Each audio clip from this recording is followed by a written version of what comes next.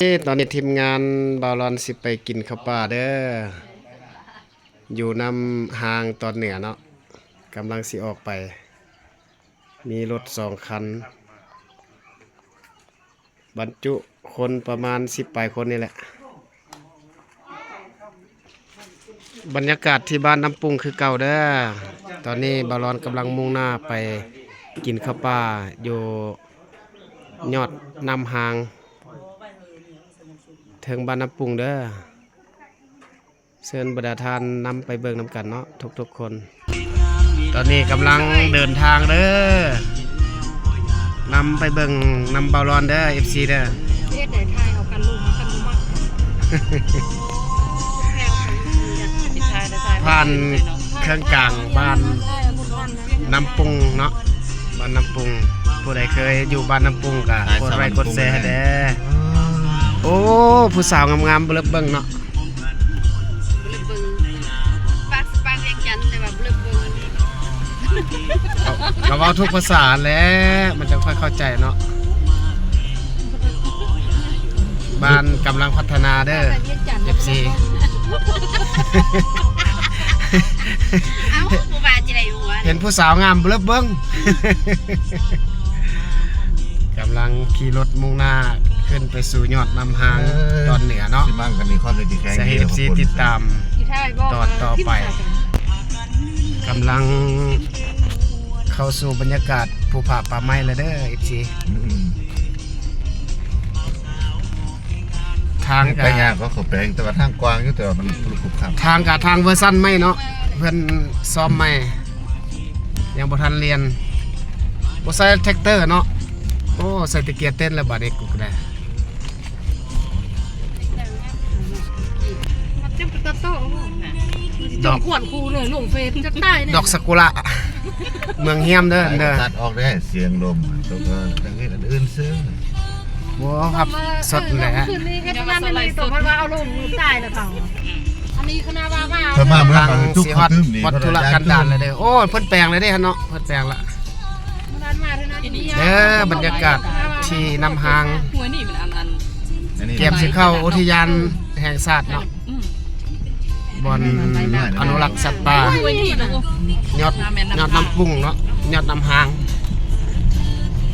ขึ้นไปพี่น้องบ่ได้ถอยแล้วซุนี่เนาะบ่ได้ถอยแล้วเนาะ แล้วมันพ่อสั่นเถื่อน เนาะ ตึ้งเนี่ยมันเท่เนาะอันนี้เนาะ หาได้ล่ะทมมันพัด น้องปูน้องปลาเด้อ คือนึงเอาทอเซิร์นหน้ากันเด้อนะอันบ่นี้เนาะเซิร์นหน้านี่ กำลังสิฮอดแล้ว FC เขาจะข้าวเดียว ตะเกียว กำลังมุ่งหน้าไปเนาะสิฮอดสถานที่การกินข้าวปลาแล้วเด้อไปกับเบาร้อนสนุกสนานเด้อมื้อนี้เด้อ FC ฮอดแล้วเด้อ FC เด้อใกล้สิฮอดสถานที่กินข้าวปลาแล้ว เข้าอันจิตไปฟอนเลยพ่อก็รอด กำลังสิฮอดแล้วเด้อพี่น้อง FC เด้อฮอดแล้วที่เก่าเจ้าเดิมเนาะพี่น้องอันนี้สุ่มไม้ป้องเนาะฮอดแล้วสถานที่ทุ่งนาเซี่ยวเด้อเมื่อก่อนบาลอนก็รีวิวให้เทื่อนึงแล้วเนาะอันนั้นเป็นธรรมศาสตร์งามๆพี่น้องใช้ FC ไปเบิ่งบอลวังป่าที่สิไปกินข้าวปลาเนาะทุ่งนาเด้อทุ่งนาว่าทางกวางขวาง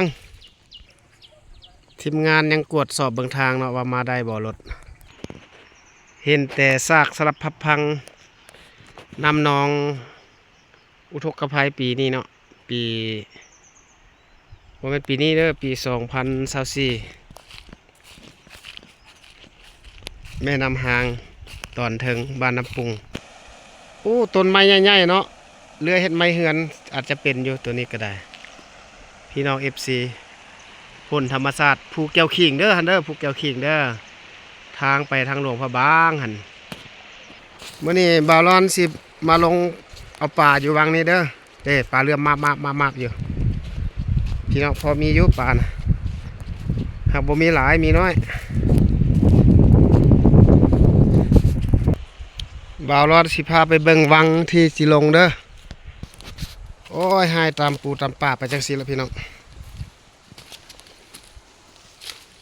FC เห็นแล้วก็ไลค์กดแชร์ให้แด่โอ้โหบ่มีมองนั่งลิ้นละบัดนี้ไปวังยาวๆน้ำกับบ่ใหญ่ปานใดเด้อพี่น้องพอเดี๋ยวนี้เขาตัดไม้ทำลายป่าหลายเฮ็ดให้น้ำบกน้ำแห้งเนาะคนเด้อ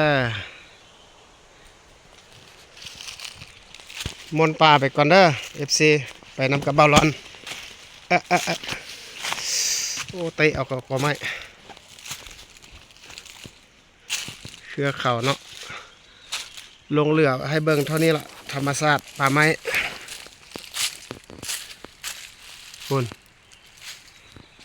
บรรยากาศบ่ธรรมดา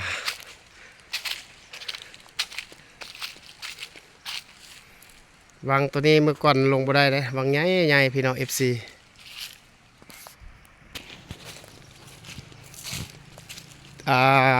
เมื่อนี้สิลงเอาป่าอยู่ในวังแห่งนี้เนาะมากิน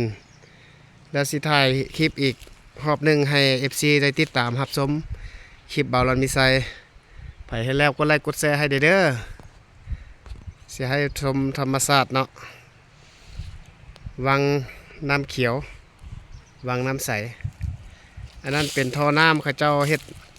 เอาน้ำเข้านาเด้อบ่ธรรมดาเนาะ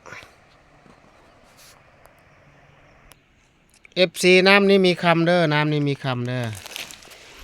มีคำในน้ำนี่ก็ได้เนาะในเมื่อก่อนเขาเจ้าขุดค้น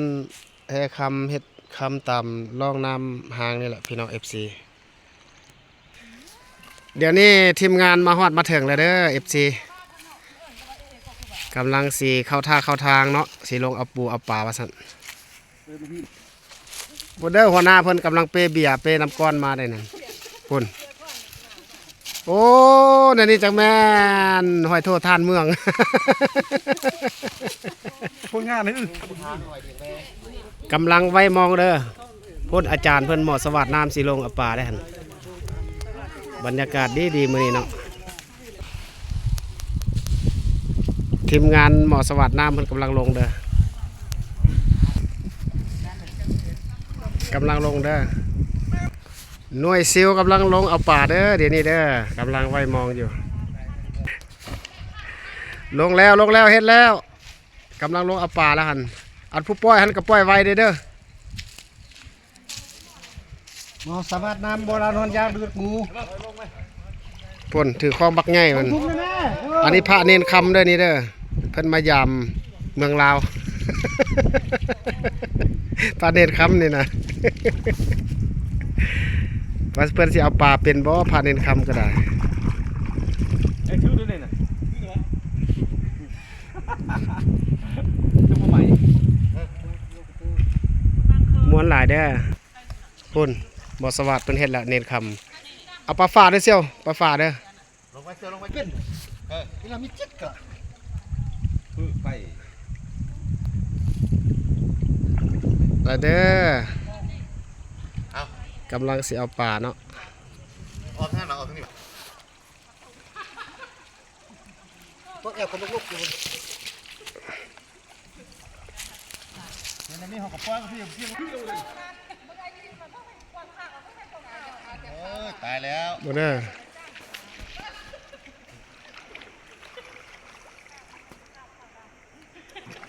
เชิญท่านติดตามตอนต่อไปเด้อคลิปนี้บ๊ายบายขอลาไปก่อน